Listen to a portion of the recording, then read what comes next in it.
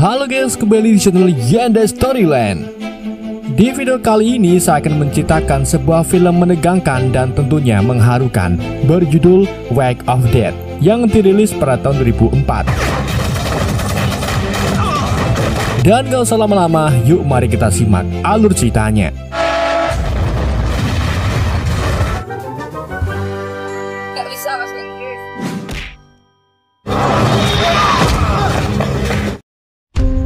Cerita dimulai dengan seorang bernama Squan 2 yang sedang iteh bersama istrinya. Setelah itu, si istri mengatakan kepada Squan bahwa dia ingin meninggalkannya dan membawa anaknya bernama Kim bersamanya. Tentu saja, pria tersebut sewot dan mengeluarkan pisau kecil lalu membunuhnya hingga tewas. Loh, Kim yang masih kecil melihat hal menakutkan tersebut dan ia sangat takut. Sehingga dia melarikan diri dan naik kapal bersama banyak orang lain yang juga mencari kehidupan baru di tempat yang jauh. Setelah itu kita melihat Ben dengan seorang pria bernama Max. Ben memberitahu Max betapa lelahnya dia dengan dunia klub yang bising, merokok, minum-minum, dan transaksi gelap. Ia sangat mencintai istrinya dan ingin bersamanya lagi. Ben menghentikan perkelahian dan melawan pembuat onar. Dia memberitahu teman-temannya bahwa dia akan meninggalkan kehidupan seperti itu dan berjanji untuk menghabiskan lebih banyak waktu bersama keluarganya. The side deals, the clubs. I want to go with my family. Di sisi lain, para pasukan militer pergi ke kapal dan mulai menembaki orang-orang jahat di kapal tersebut.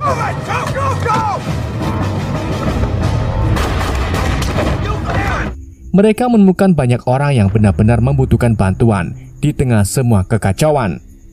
Di situ, Cynthia melihat Kim dan membawanya untuk diamankan.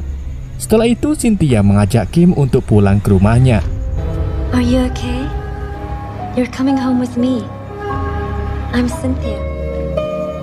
Singkat cerita, Cynthia memperkenalkan Kim kepada suaminya yaitu Ben. Dan mereka bertindak sangat penuh kasih sayang terhadapnya.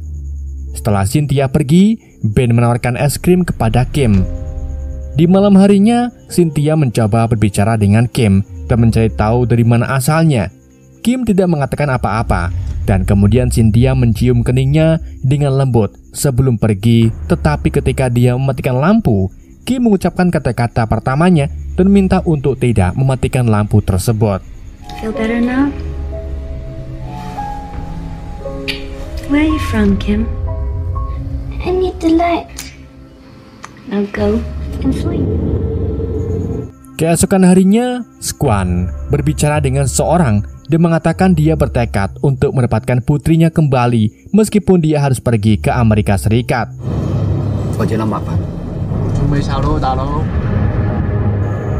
Scene berpindah ketika Cynthia berada di ruang sidang berdebat dengan hakim. Hakim tampaknya tidak peduli bahwa Kim berada di negara itu secara ilegal dan mengatakan dia tidak bisa tinggal. Cynthia memohon kepada hakim dan menjelaskan bagaimana ayah Kim sendiri adalah seorang pembunuh dan bahwa Kim dalam bahaya. Lalu, hakim dengan setuju untuk memberi mereka waktu 1 minggu lagi untuk membuktikan bahwa Kim dalam bahaya. Rome custody without going through the right procedures. Your Honor, she's in danger. Grounds for religious persecution. I'm gonna order immediate deportation. I need 1 week. 1 week. Ketika Squan bertemu dengan bos Cynthia, ia mengatakan kepadanya bahwa dia telah menemukan putrinya sekarang. Squan tahu bahwa Cynthia memiliki Kim. Lalu, Squan memerintahkan anak buahnya untuk mencari Cynthia. Aim for what I don't get, you know. Do you touch her? You left a girl with the white people. A little better, huh? That's your problem. Di sisi lain, Cynthia bersama orang tuanya, Kim dan putranya. Ayah Cynthia mulai berbicara tentang politik dan bagaimana dia datang ke Amerika. Tetapi dia sedih karena menurutnya tidak ada yang berubah. Nicholas dan Kim memutuskan untuk tinggalkan pembicaraan politik dan istirahat. Tidak lama setelah itu, 2 anak buah Squan masuk dan mulai menembak dengan brutal orang tua Cynthia. dan Squan menggunakan pisaunya untuk membunuh Cynthia.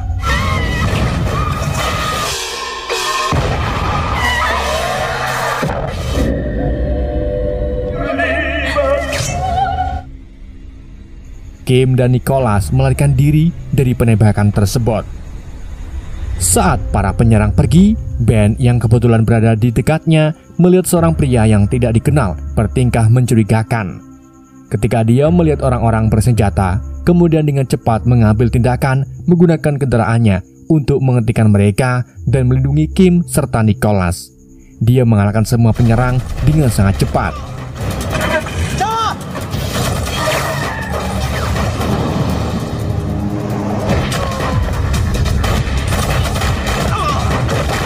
Lalu ia sangat sedih ketika dia menemukan istrinya tewas. Ben lalu melakukan sesuatu untuk menyelamatkan putranya. Found my son. What about my gun? Got the city covered, okay?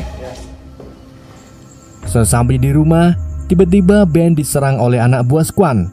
Sampai akhirnya dia bisa mempertahankan dirinya hingga anak buah Squan kabur.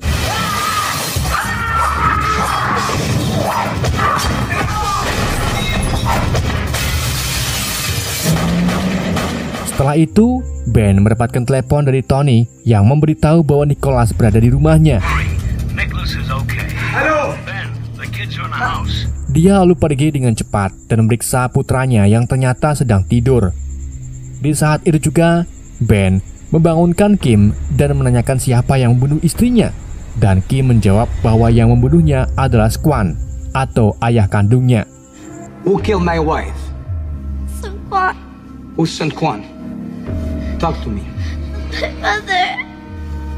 Please, it's not my mom. Singkat cerita, Tony datang dan menjalankan misi untuk masuk ke tempat di mana anak buah Squan berada. Dalam pertarungan tersebut, Ben akhirnya menghadapi anak buah Squan dan membalas dendam atas perbuatannya.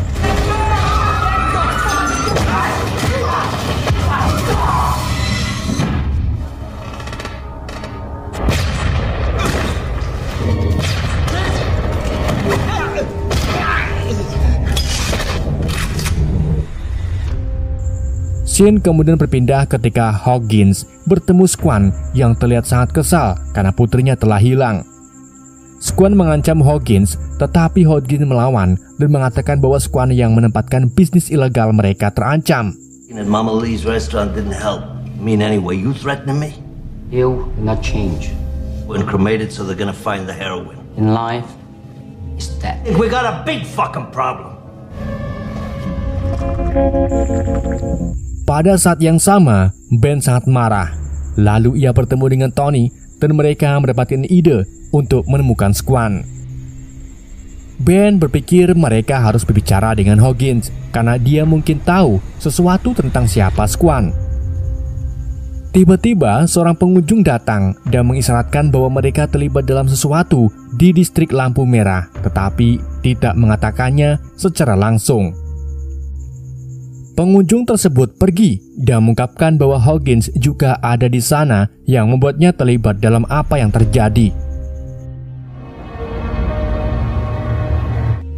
Keesokan harinya, di tempat parkir, Ben dan Tony menunggu saat yang tepat hingga akhirnya melihat Hoggins dan mengemudikan mobil mereka ke arahnya. Ben menggunakan taser untuk menghentikan Hoggins dan membawanya.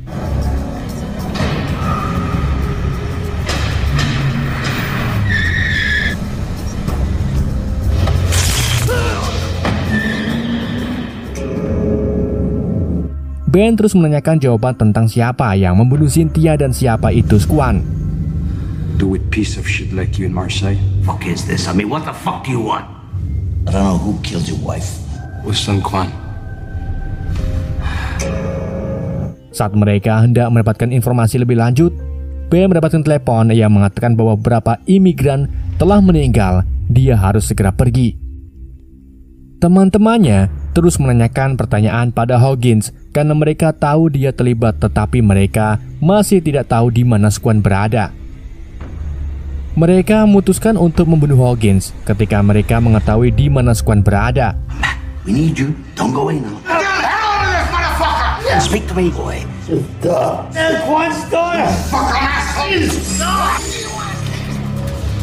Sementara itu, Ben pergi ke rumah sakit dan mengetahui bahwa para dokter dibunuh oleh pria misterius itu juga. Iya benar. Lalu, Ben mengikuti orang-orang itu ketika mereka mencoba melarikan diri dengan sepeda motor. Dan akhirnya ia menangkap salah satu dari mereka dan menghabisinya.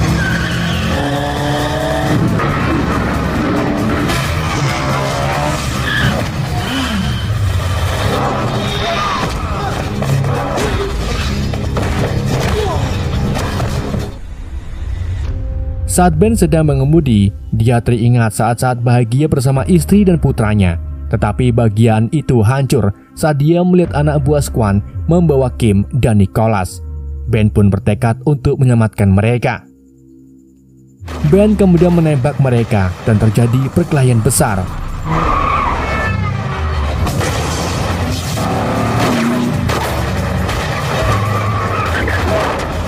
Ketika mobil-mobil saling bertabrakan, Ben lalu berhasil menghentikan mobil tersebut. Tetapi ketika dia mencoba menyelamatkan Kim, sebuah truk datang ke arah mereka. Untungnya, dia menarik Kim ke dalam mobilnya tepat pada waktunya.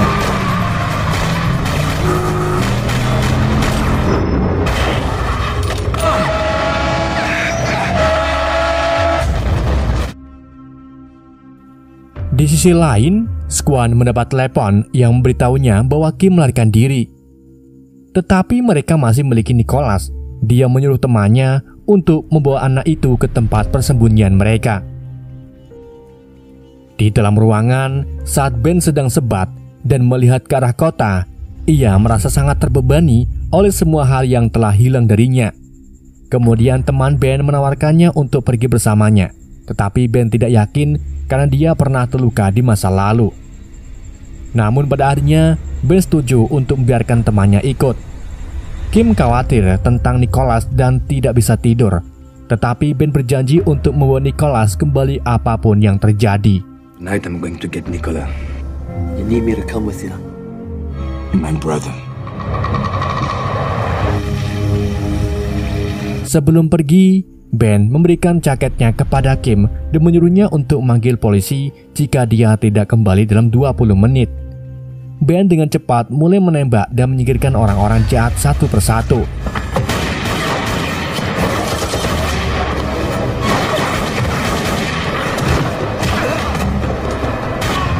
Yang dia lihat, Squan melalui jendela memegang Nicholas dengan pisau di tenggorokannya.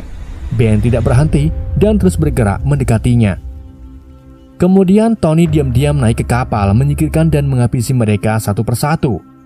Selama pertarungan sengit, salah satu kelompok Squan memotong dahi Tony dan penglihatannya menjadi kabur karena darah. Tetapi Tony tetap bertarung meskipun dia ditikam beberapa kali. Di tengah pertarungan yang sulit, Tony menemukan pisau tersembunyi di kakinya dan menggunakannya untuk menusuk lawannya.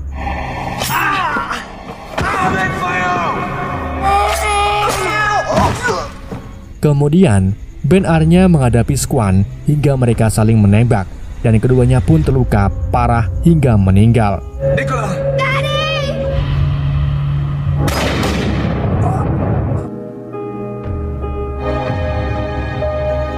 Setelah itu, Nicholas berlari memeluk Ben. Polisi kemudian tiba tepat waktu untuk melindungi Kim dan film pun berakhir. Oke guys, itulah alur cerita film Wake of Death. Semoga kalian terhibur dengan alur cerita yang saya bawakan. Mohon maaf jika ada kesalahan dalam penyampaiannya ataupun penyebutan nama. Sekian dari Yende, sampai jumpa di video berikutnya.